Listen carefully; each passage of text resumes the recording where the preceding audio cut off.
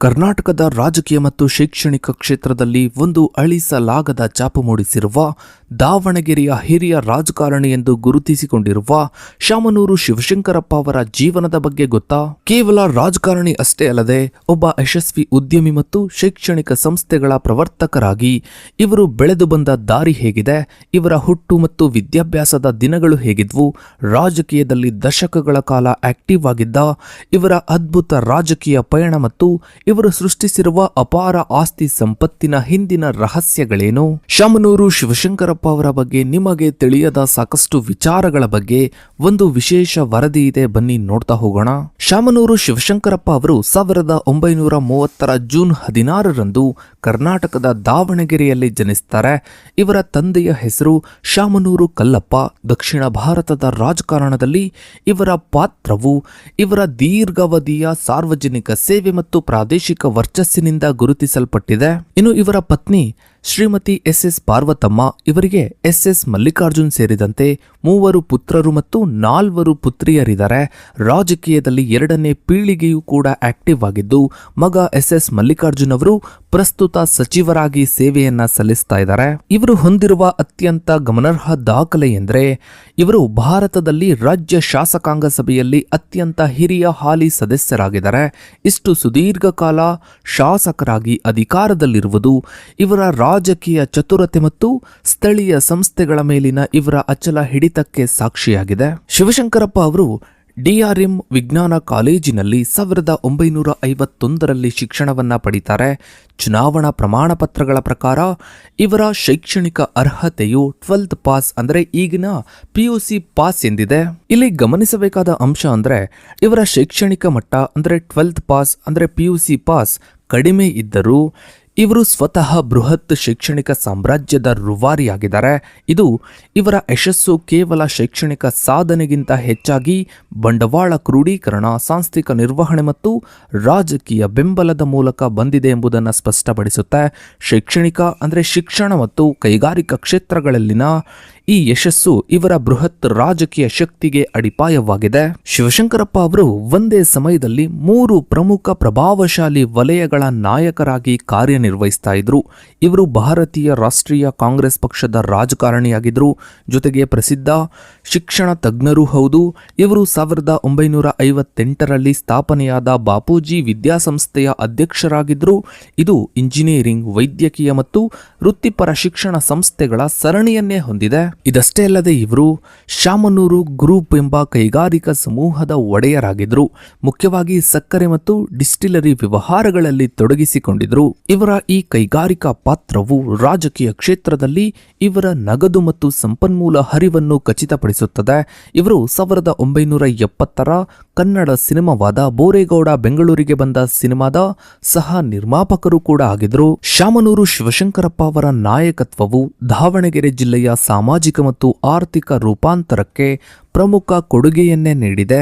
ಇದಕ್ಕೆ ಪ್ರಮುಖ ವೇದಿಕೆ ಎಂದರೆ ಬಾಪೂಜಿ ವಿದ್ಯಾಸಂಸ್ಥೆ. ಬಾಪೂಜಿ ವಿದ್ಯಾಸಂಸ್ಥೆ ಕರ್ನಾಟಕದ ಅತ್ಯಂತ ಹಳೆಯ ಮತ್ತು ಪ್ರತಿಷ್ಠಿತ ಶೈಕ್ಷಣಿಕ ಸಂಸ್ಥೆಗಳಲ್ಲಿ ಒಂದಾಗಿದೆ. ಇದನ್ನು 1958ರಲ್ಲಿ ದಾವಣಗೆರೆಯಲ್ಲಿ ಪ್ರಥಮ ದರ್ಜೆ ಕಾಲೇಜು ಪ್ರಾರಂಭಿಸುವ ಏಕೈಕ ಉದ್ದೇಶದಿಂದ ಸ್ಥಾಪಿಸಲಾಯಿತು. ಪ್ರಸ್ತುತ ಶಾಮನೂರು ಶಿವಶಂಕರಪ್ಪ ಅವರು ಗೌರವ ಕಾರ್ಯದರ್ಶಿ ಅಥವಾ ಅಧ್ಯಕ್ಷರಾಗಿ ಸಂಸ್ಥೆಯನ್ನ ಮುನ್ನಡೆಸ್ತಾ ಇದ್ರು. ಕಳೆದ 7 ದಶಕಗಳಲ್ಲಿ ಈ ಸಂಸ್ಥೆಯು ಬೃಹತ್ ಆಲದ ಮರದಂತೆ ಬೆಳೆದಿದ್ದು, ಪ್ರಸ್ತುತ 47ಕ್ಕೂ ಹೆಚ್ಚು ಶಾಲೆಗಳು, ಕಾಲೇಜುಗಳು ಮತ್ತು ಮಾನವೀಯ ಸೌಲಭ್ಯಗಳನ್ನು ನಿರ್ವಹಿಸುತ್ತಿದೆ. ಇದು ನರ್ಸರಿಯಿಂದ ಸ್ನಾತಕೋತ್ತರ ಕೋರ್ಸ್ಗಳವರೆಗೆ, ಡಿಪ್ಲೊಮೊದಿಂದ ಇಂಜಿನಿಯರಿಂಗ್, ನರ್ಸಿಂಗ್, ಫಾರ್ಮಸಿ ಮತ್ತು ವೈದ್ಯಕೀಯದವರೆಗೆ ವ್ಯಾಪಿಸಿದೆ. ಈ ಶೈಕ್ಷಣಿಕ ಮತ್ತು ಆರೋಗ್ಯ ಜಾಲದ ಸ್ಥಾಪನೆಯು ದಾವಣಗೆರೆಯನ್ನು ಮಧ್ಯ ಕರ್ನಾಟಕದ ಪ್ರಮುಖ ಶೈಕ್ಷಣಿಕ ಕೇಂದ್ರವಾಗಿ ಪರಿವರ್ತಿಸಿದೆ. 2 ವೈದ್ಯಕೀಯ ಕಾಲೇಜುಗಳ ಸ್ಥಾಪನೆಯಿಂದಾಗಿ ಬಡವರಿಗೂ ಕೈಗೆಟುಕುವ ದರದಲ್ಲಿ ಸೂಪರ್ ಸ್ಪೆಷಾಲಿಟಿ ಆಸ್ಪತ್ರೆಗಳು ಮತ್ತು ತಜ್ಞ ವೈದ್ಯರ ಲಭ್ಯತೆ ಹೆಚ್ಚಾಗಿದೆ.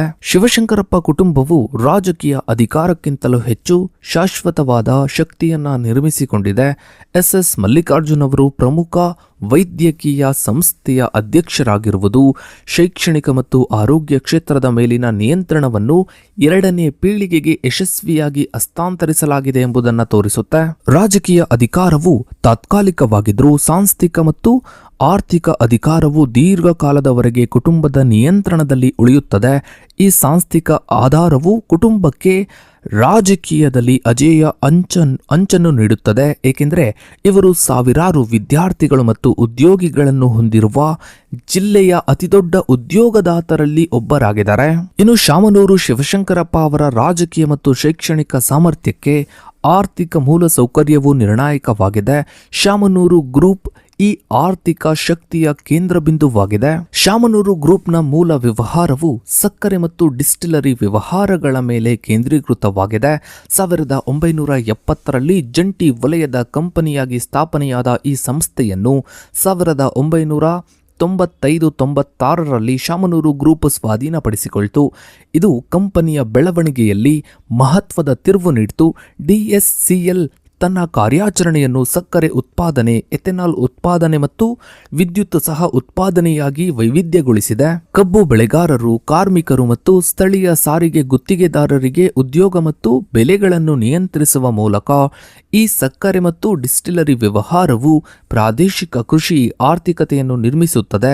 ಈ ಪ್ರಾದೇಶಿಕ ಆರ್ಥಿಕ ನಿಯಂತ್ರಣವು ಇವರಿಗೆ ಕೃಷಿ ಸಮುದಾಯದಲ್ಲಿ ಅಚಲ ರಾಜಕೀಯ ಬೆಂಬಲವನ್ನು ಭದ್ರಪಡಿಸಿಕೊಳ್ಳಲು ಸಹಾಯ ಮಾಡುತ್ತದೆ. ಶಿವಶಂಕರಪ್ಪ ಅವರು ಹಲವು ಕಂಪನಿಗಳಲ್ಲಿ ನಿರ್ದೇಶಕರಾಗಿದ್ದರು. ಇದು ಇವರ ವ್ಯಾಪಾರ ಆಸಕ್ತಿಗಳ ವೈವಿಧ್ಯಕರಣವನ್ನ ತೋರಿಸುತ್ತೆ. ಇನ್ನು ಶಾಮನೂರು ಶಿವಶಂಕರಪ್ಪ ಅವರ ರಾಜಕೀಯ ಪಯಣವು ಸ್ಥಿರತೆ, ಅಧಿಕಾರ ಮತ್ತು ಪಕ್ಷದೊಳಗೆ ಅಪಾರ ಆರ್ಥಿಕ ಪ್ರಭಾವದಿಂದ ಗುರುತಿಸಲ್ಪಟ್ಟಿದೆ. ಶಿವಶಂಕರಪ್ಪ ಅವರು ಕಾಂಗ್ರೆಸ್ನ ಹಿರಿಯ ನಾಯಕರಾಗಿದ್ದು ಪಕ್ಷದೊಳಗೆ ನಿರ್ಣಾಯಕ ಸಾಂಸ್ಥಿಕ ಪಾತ್ರವನ್ನ ವಹಿಸಿದ್ದಾರೆ. ಇವರು ಕಳೆದ 3 ದಶಕಗಳಿಂದ ಅಂದರೆ 30 ವರ್ಷಗಳಿಂದ ಕರ್ನಾಟಕ ಪ್ರದೇಶ ಕಾಂಗ್ರೆಸ್ ಸಮಿತಿ ಅಂದರೆ KPCC ಖಜಾಂಚಿಯಾಗಿ ಸೇವೆಯನ್ನ ಸಲ್ಲಿಸ್ತಾ ಇದ್ದಾರೆ. ಇನ್ನು ಶಿವಶಂಕರಪ್ಪ ಅವರು ಕರ್ನಾಟಕದಲ್ಲಿ ರಾಜಕೀಯ ಮತ್ತು ಧಾರ್ಮಿಕ ಅಧಿಕಾರವನ್ನು ಸಂಯೋಜಿಸುವಲ್ಲಿ ಮಹತ್ವದ ಪಾತ್ರವನ್ನ ವಹಿಸಿದ್ದಾರೆ.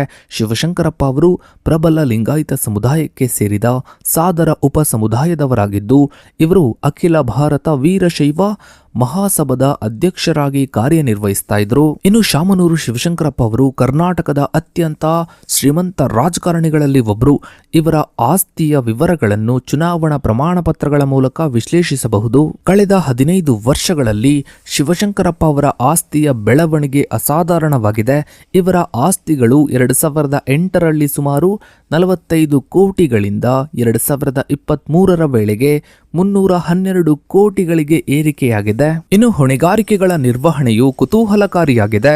2018ರಲ್ಲಿ 63 ಕೋಟಿ ಇದ್ದ ಹೊಣೆಗಾರಿಕೆಗಳು 2023ರ ವೇಳೆಗೆ 17.74 ಕೋಟಿಗೆ ಇಳಿದಿವೆ. 2023ರ ವೇಳೆಗೆ ಇವರ ಒಟ್ಟು ನಿವ್ವಳ ಮೌಲ್ಯವು 295.01 ಕೋಟಿಯಷ್ಟಿದೆ. ಸೊ ಇದಾಗಿತ್ತು ಸ್ನೇಹಿತರೆ ಶಾಮನೂರು ಶಿವಶಂಕರಪ್ಪ ಅವರ ಬಗ್ಗೆ ಒಂದಿಷ್ಟು ಮಾಹಿತಿಯನ್ನ ತಿಳಿಸೋ ಪ್ರಯತ್ನ. ವಿಡಿಯೋದ ಬಗ್ಗೆ ನಿಮ್ಮ ಅನಿಸಿಕೆ ಅಭಿಪ್ರಾಯಗಳನ್ನ ತಪ್ಪದೇ ಕಮೆಂಟ್ ಸೆಕ್ಷನ್ ಅಲ್ಲಿ ಕಮೆಂಟ್ ಮಾಡಿ. ಹಾಗೆ ವಿಡಿಯೋಗೊಂದು ಲೈಕ್ ಮಾಡ್ತಾ ವಿಡಿಯೋನ ಆದಷ್ಟು ಎಲ್ಲ ಕಡೆ ಶೇರ್ ಮಾಡಿ. ನೀವಿನ್ನು ನಮ್ಮ ಚಾನಲ್ಗೆ ಸಬ್ಸ್ಕ್ರೈಬ್ ಆಗಿಲ್ಲ ಅಂದ್ರೆ ಕೆಳಗಡೆ ಕಾಣೋ ಸಬ್ಸ್ಕ್ರೈಬ್ ಅನ್ನು ಕ್ಲಿಕ್ ಮಾಡಿ. ಹಾಗೆ ಪಕ್ಕದಲ್ಲಿ ಕಾಣೋ ಬೆಲ್ ಐಕಾನ್ ಕೂಡ ಕ್ಲಿಕ್ ಮಾಡಿ. Thanks for